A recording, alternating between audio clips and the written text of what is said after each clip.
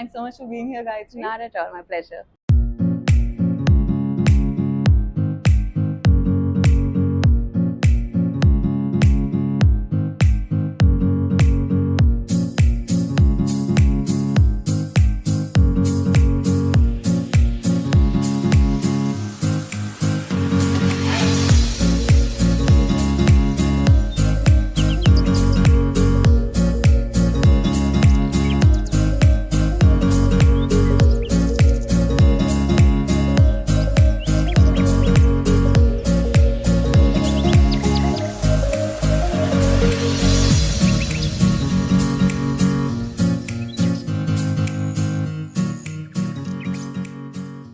So, when we first came across your profile, we were looking for people that we can learn more about the sector from. Sure. Because we have a couple of other podcasts in the sector that are really insightful, but for some reason they're not breaking out to the larger public, right? So how do we get those insights out? One way we thought was that the podcast format, which is freewheeling and casual, has broken in fields like finance as well.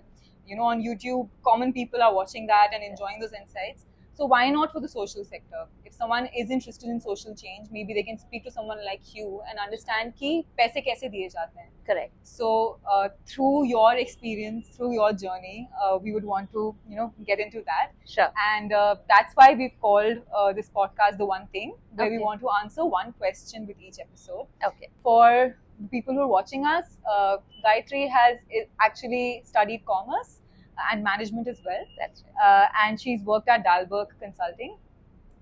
You've also been at Teach for India for over 5 years. And you've been in leadership positions. And right now you're the CEO of the A.T. Chandra Foundation. That's right.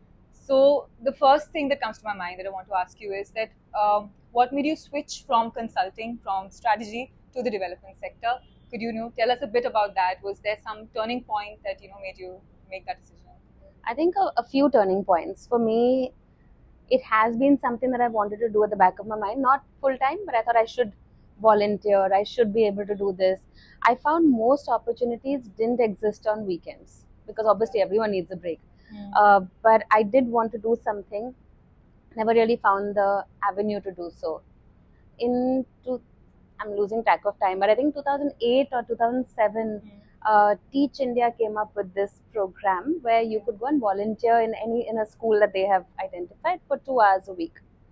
Because of my previous experience of knowing that weekends pe kuch nahi hota hai, I said I'll sign up for a Monday. Okay. And I think they got a huge number of applications. Most people who sign up for weekends didn't get it.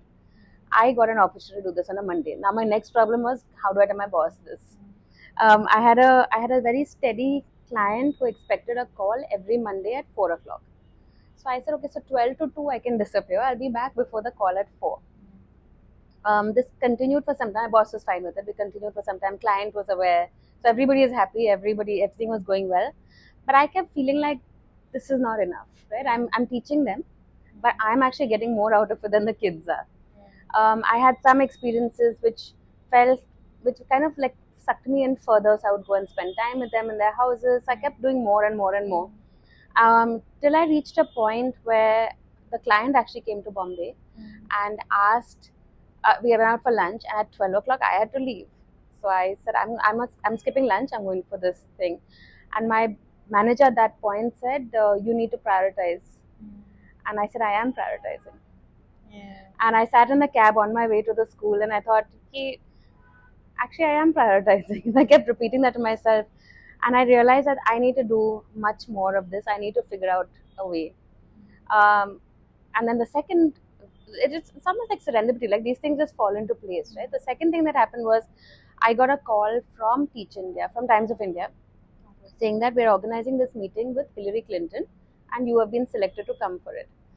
Obviously I thought it's a prank call, right? I was like, okay, some friend has called, some radio station, this is not possible. So that person laughed me off and then said, I'll give you my number, you call me back. So I called and they went through the reception and all of that, and I said, okay, this seems legit. And I went for that meeting. It was a big, like 100 volunteers, Teach India all together. And there I heard about Teach for India. And one of our board members of Teach for India at that time told me, go and connect with Shaheen. I didn't, because I was like, there's like 100 people trying to talk to her. I'm not going to go and squeeze my way through. But she called me the next day and said, hey, we were supposed to meet. And I was like, oh, okay, now this is getting real. So I went and met her. She convinced me to go to a school with her. Went to the school, saw the fellow teaching. The fellow there was, when we had just finished cleaning the toilet before the kids came, because she wanted a clean and safe environment for the kids. And you start questioning yourself, like, what am I doing with my life? I was in consulting at that time. I said, all I'm doing is making a company earn more money. Is this really what I was put on earth for, right? So I remember messaging her on my way back from the school to my office saying, I would like to apply for a job. And she just sent a smiley back. Like, that was always the plan. So next thing, I applied, I got in, and my boss told me I'd gone completely mad and convinced me to take a sabbatical. So he said, take 1 year off, you do this, you feel satisfied that you've done something for the social sector, and you quietly come back. So I took the sabbatical and then never went back. They're still waiting. I mean, after 3 years, I sent them an email saying, I hope I'm not coming back, and you should now process my full and final settlement. Wow, that's brilliant. I had no idea. Yeah, like initially it's so great that initially you found that support. Yeah. That you could be transparent with people and also at least experience this. And you're right, once you are there on the ground, it can suck you in. Yeah. In the best possible way. Yeah. You were talking about having these experiences on the ground and starting in Teach for India, and now you're sort of on the other side of the table, right? Yes. You're in a foundation. So I want to understand, do you also find it challenging in the foundation to stay connected with the people that you work for, especially because you're even 2-3 more steps removed than a typical non-profit or grassroots non-profit would be? And are there some processes, or is it just a culture that you lay down to remain connected, to actually center them in your work? Yeah. So actually, I found consulting for me was even more removed. One of the reasons I signed up for this job was that it had a balance of or even an expectation. Like, I remember the JD said 40% of time will be travel. And I have 2 young kids, but at the time when I said, okay, if it says 40% means there is field work, I'm signing up for this. I definitely would not have worked in a foundation that only wrote grants.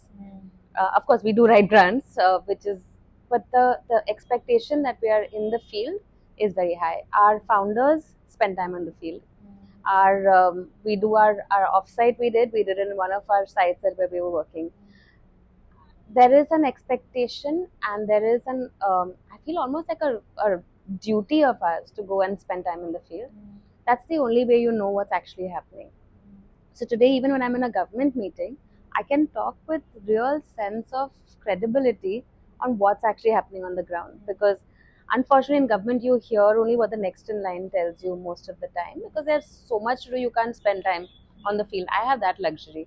I can today say, I'm traveling to Jharkhand, I want to spend time there, right? I want to go and talk to farmers, I want to go and have a meal with farmers. I can do that, and I don't have to worry about what's it going to cost us, it's going to take me away from other work that I have to do. Yes, of course, but for me this is as important as any other work that we do, because this informs what we do.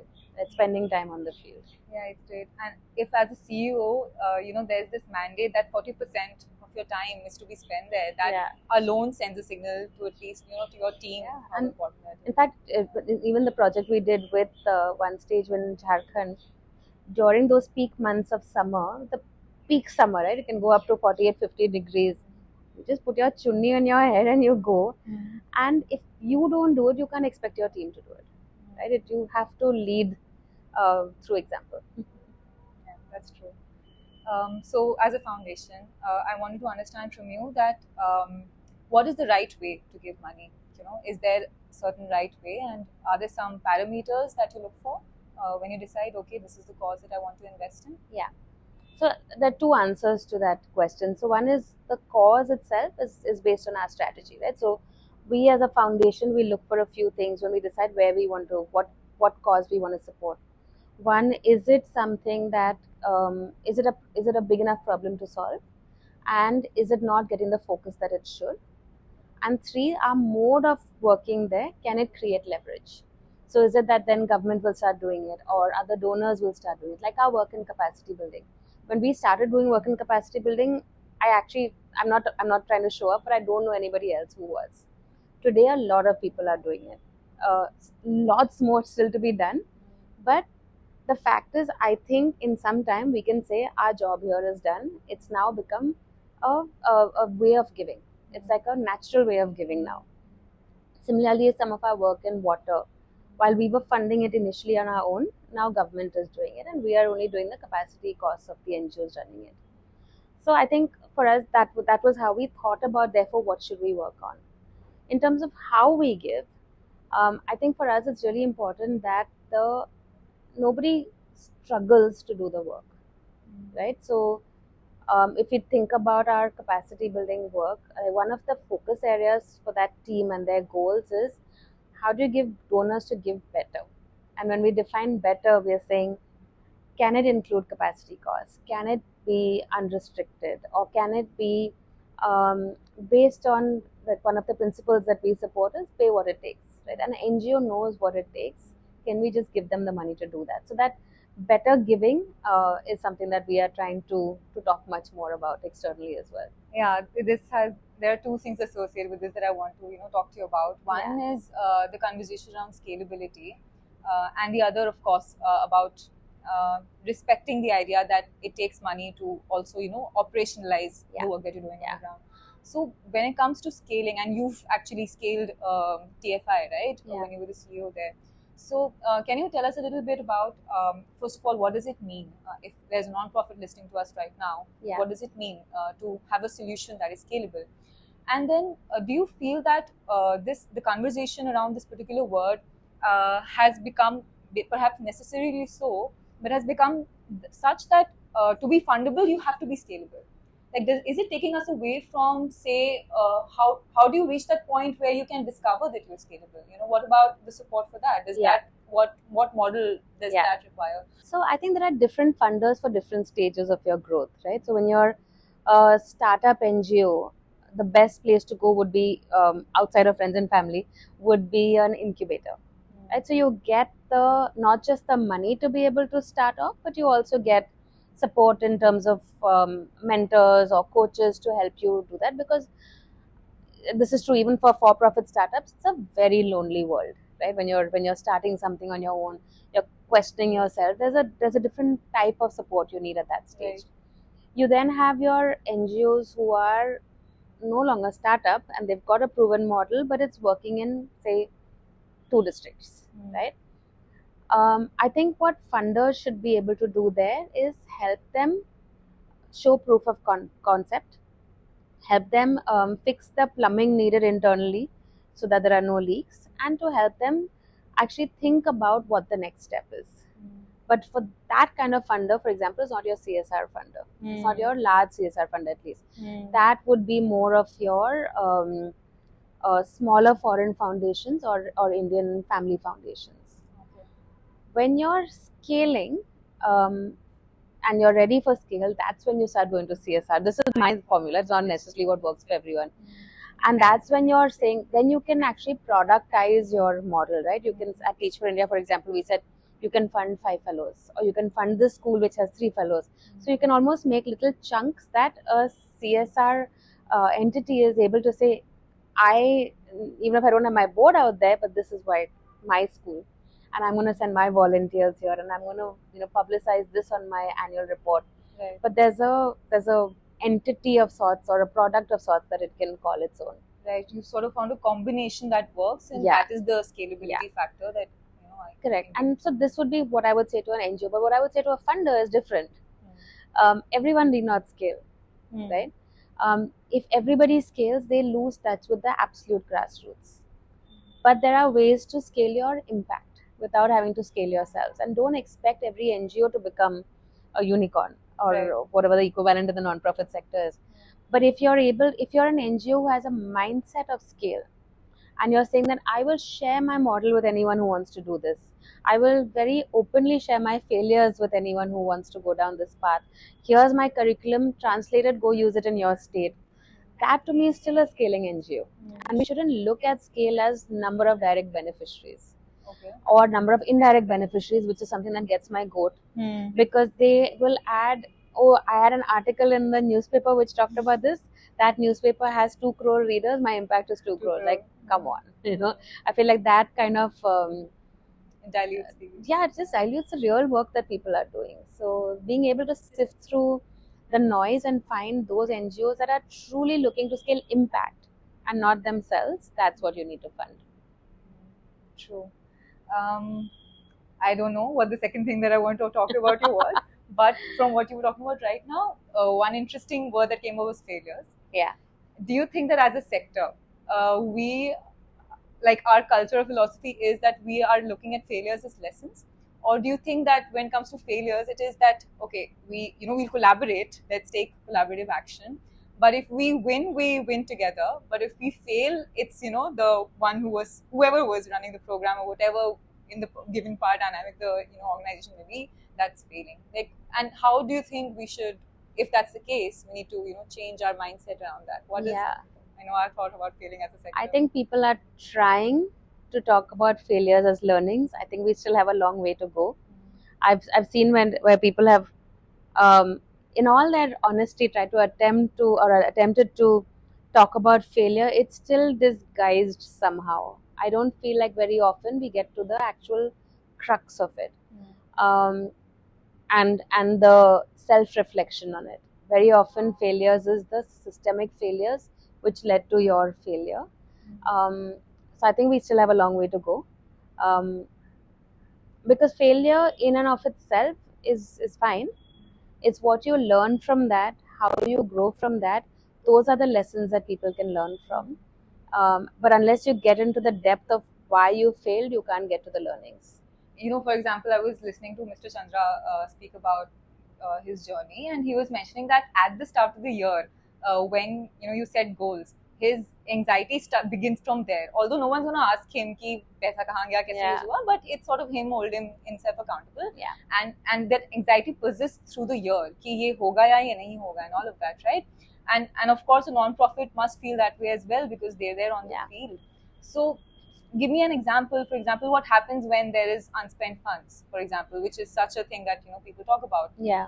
On the face of it, is it a failure, or does it hide a bigger story? And have you ever seen that in such cases where we think that this model failed, or maybe the money was not spent properly, but you were able to somehow find a way to learn from it, and that becomes an example. If I look at unspent funds, say we budgeted that we're going to spend X crores on a program, and then we don't. Yeah. For us, that is a huge area of reflection, right? So either it will be that, okay, the NGOs perhaps didn't need it this year, they wanted next year, so we've held it on.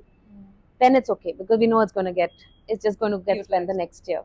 If it's not got spent because we've not done enough on that program, and therefore not been able to spend it, then that's a reflection on us. It will show in our personal appraisal, saying that either strategy was not ready on time, or whatever the reason might be, that this money didn't get spent, or we didn't do enough scouting for that particular project. And therefore, if one of our NGOs doesn't spend the money that we've already allocated to them, again, we would get into what happened.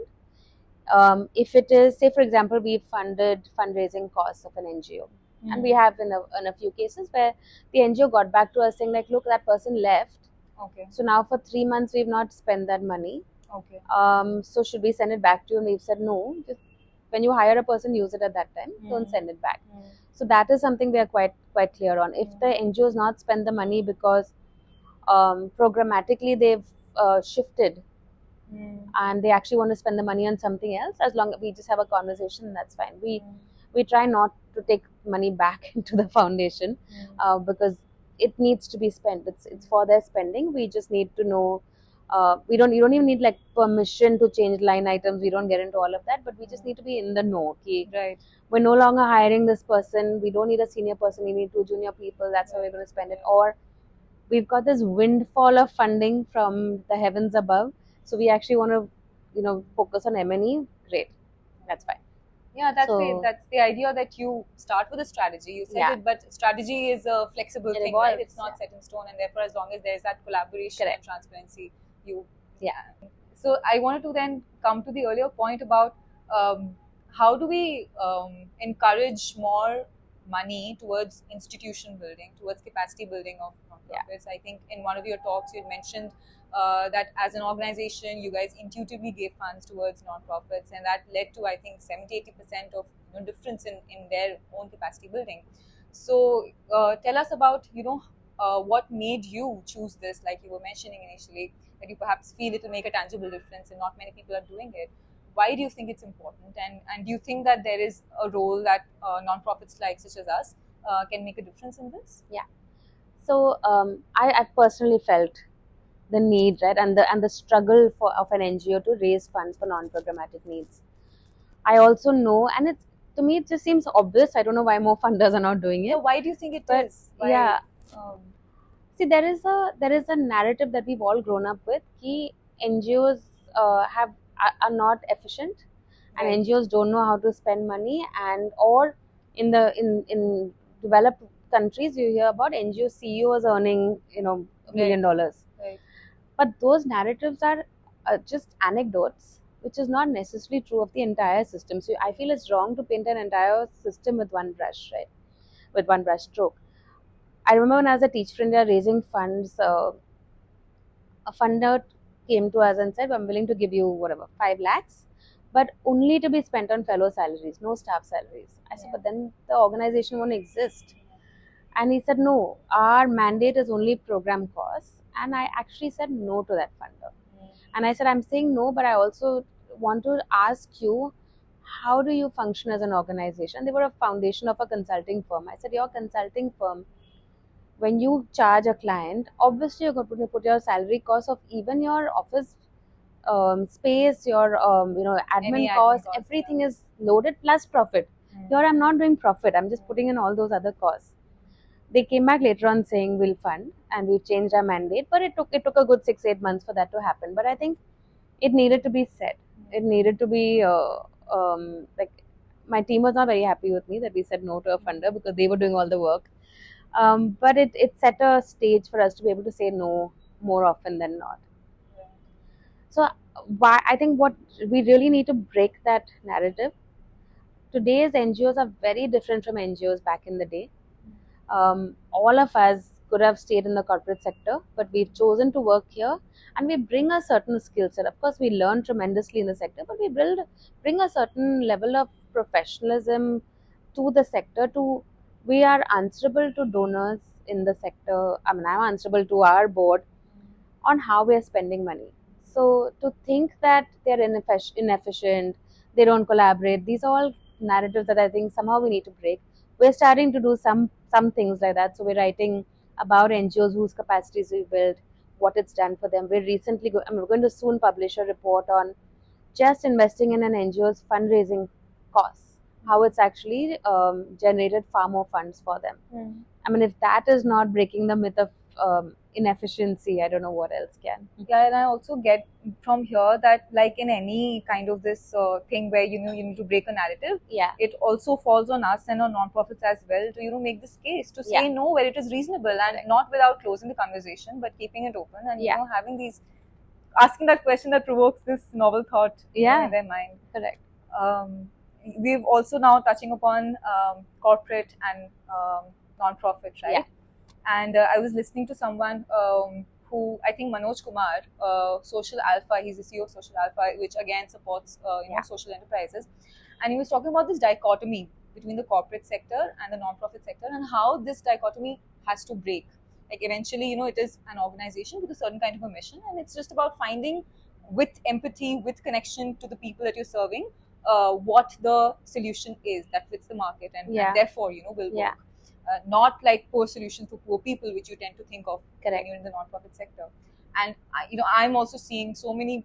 We're actually as a sector inviting people from the corporate sector to come in maybe at the cost of your pay and see how it feels to work in this kind of a way.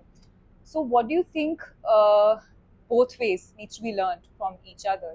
What is something that someone who's in a corporate background and will join an NGO today needs to be mindful of before they start thinking about changing up things.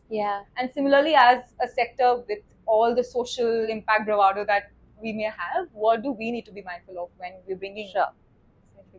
I'll share my own experience, right? Moving from the corporate sector to the non-profit sector. I came in thinking that, I've worked in strategy consulting, come here and I'll, make this NGO amazing. And I was humbled very, very early on. And I was like, wow, they have so many things in place which I would not have thought of. Like when decisions are made, the way it is done in a systematic, data-driven way, it was very surprising for me. When we're sitting and we're looking at some charts and somebody says, no, I don't want to see averages, I want to see median. And I was like, okay, this person knows what they're talking about. It's so that I think coming in with a mindset that you're coming to learn and not to dictate, coming in realizing that the problems that we are trying to solve in the social sector are very complex. There are way more kinds of stakeholders to deal with than you do in the corporate world. In the corporate world, it's relatively easy, I think, because you know what the other person's agenda is. It is just to make money. Right. And I'm not saying there's anything wrong with that. I'm just saying that that's how it is. In the non-profit world, there are so many agendas that different collaborators are trying to bring together. Each one as important as the next, right? It's just how passionately you talk about it. So to be able to solve a problem without creating another one, without ignoring a third one, and yet keeping the stakeholders happy, it's not easy. So I think my advice to anyone moving from the corporate world into the social sector would be, come in with an open mind to learn, and then find where it is that you can add value. And the other way around, I think very often non-profits, we look down on the corporate sector as people who don't understand, people who are too professional. They have very strict ways of working, whereas we need to be far more fluid. Right. I think again, there's so much to learn. There's so much to learn in terms of how people are front and center in the good organizations. There's so much to learn about processes. Like, there is some truth to the inefficiencies we talk about. There is so much technology that can be used to bring better outreach, greater, faster way of doing things. Today with AI, the for-profit world is already thinking of how to embrace it. We are starting to have those conversations. We have chatbots in place now. We have, but there is so much more that can be done. We need to be able to walk that gap as well. That's true. When you were talking about how there are multiple stakeholders to manage, I was just thinking about the microcosm of the office that you were in, and you're right, like there only you can see the number of stakeholders that you have to manage. And as someone who's also as a woman, and as someone who's also growing in in a leadership position, and you've been the CEO in so many organizations. What's your experience been like being a leader in a space that can sometimes get aggressive? And do you think that gender plays a role here? Are you consciously, or maybe at the back of your mind, thinking about, okay, this is the way that I have to do things differently as a leader? Initially, yes. I realized I needed to be able to speak up a lot more, be able to not just but speak up, but also speak my mind and say what's okay, what's not okay. It's come at a cost often, because people don't expect that out of you, because you've been this person who's raised as shy and demure, and suddenly you're like now vocally protesting. So it has come at a cost, but I think it was a worthy cost. Yes, I think there are situations in which I am made to feel like I'm a woman, and not from a place of putting me down, because that's just social conditioning. I'll give you an example. We were doing some focus group discussions, and I kept telling the market research company, like, okay, these are the things I need you to ask. And he would look at my colleague who was 3 levels junior and say, are you okay with this? And finally he said, but she's my boss, so you don't need to keep checking with me. And the guy was surprised. So it's not coming from a place where he's trying to put me down, but he did not expect that a woman could be somebody's boss. I think I've also struggled similarly when we work in rural India. It's a little harder sometimes for um, you know villagers to open up to you as a woman. It's taken practice on my part to be the right amount of friendly, but not over friendly that it gets awkward. But be able to break that ice, because very often when we go to on our rural visits, there are no women around. It's only the men. Even though the women are the ones working in the field, it's the men who come to talk. So at those points, you feel like, okay, I need to step forward more. I wouldn't say I've lost out on opportunities or lost out on um, being able to make a sell or raise funds because I'm a woman. I've not felt that. I do think one thing that I've been horrible at all my life is, say for example, negotiating for myself. Right. So my own salary, I've never asked for a raise in my life, and it's not something to be proud of. Because I know a counterpart male would have done so. And it actually happened to me when I was in the corporate world, where I got a promotion, I got a salary. I said, great, thank you. 2 days later, I got a call saying, oh, actually, your salary is going up further. And I said, what happened? They said, no, another guy got promoted at the same time. His salary he negotiated, so now we have to give you the same thing, which good for them. They could have kept quiet and I would have never known. Yeah. But that's something I think more women need to be vocal about what their needs are and not take what you get. Yeah.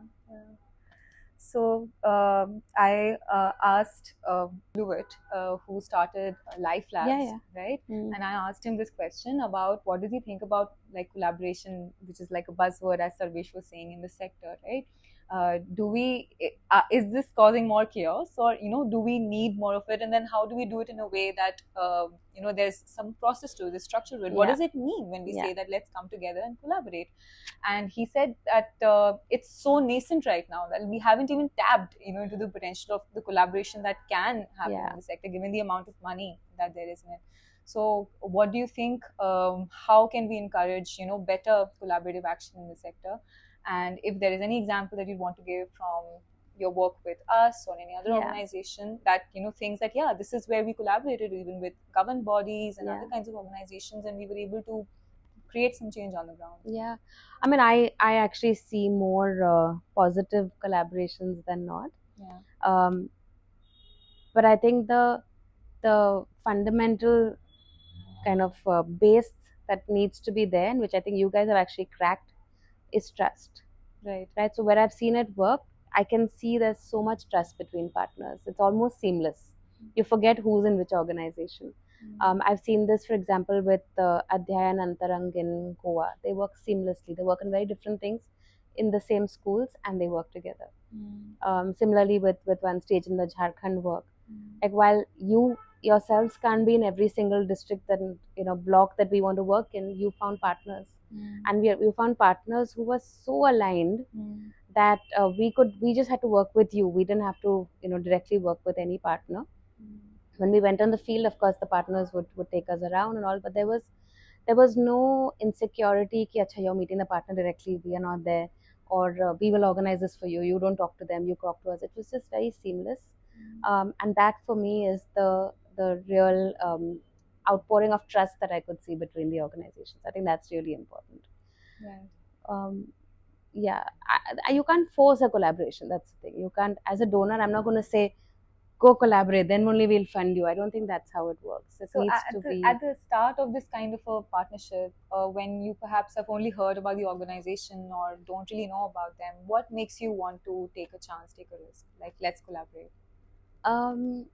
One, I think, is vision alignment, and two, I would say, is values alignment. Right. So and we have multiple conversations, not necessarily with like a checklist, and but we talk to them and we understand how they see the farmers that we want to work with, right? What is their lens of seeing them? Are they front and center for this organization, or is it something else? So those you can only get through conversation. Then we talk to not just the CEOs. We'll go there, spend time in the village. You'll talk to multiple people there, get a sense. Do the communities we're working with, do they know this NGO? Do they trust this NGO? All of those things are important for us. So that's where the values alignment comes in. Because honestly, vision, it's very, as a donor, if I tell you this is my vision, as an NGO, if you want the funds, you'll say, yeah, mine also. Right? But values, it's hard to fake at beyond a point. So it's important for us to match both. Yeah, so basically it's important that even as a supporting partner, you're thorough, you're going to that depth, you're taking the time out and the effort to meet multiple people, and you're even talking about visiting, the community before something started. So that's something to note, I think. Okay, I think we are nearing towards the end of our interview, and that was quick. we have one question for you now, one last question. What's the one thing that you would want to say to any new or emerging, supporting partners who are watching this interview right now? What are some things that they should, in general, take away, if anything, from our conversation? I think be authentic. When you're working with a donor, feel like you can build an equal partnership.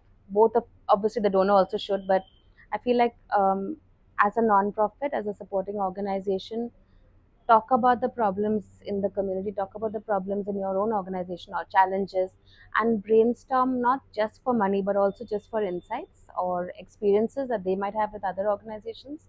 But go into a relationship like you would do with a personal relationship, right? Go in honestly and think long term. Yeah, that's what I often feel, that so many things that we talk about is like building a relationship. Yeah, absolutely. Okay, thank you so much. Thank you so much.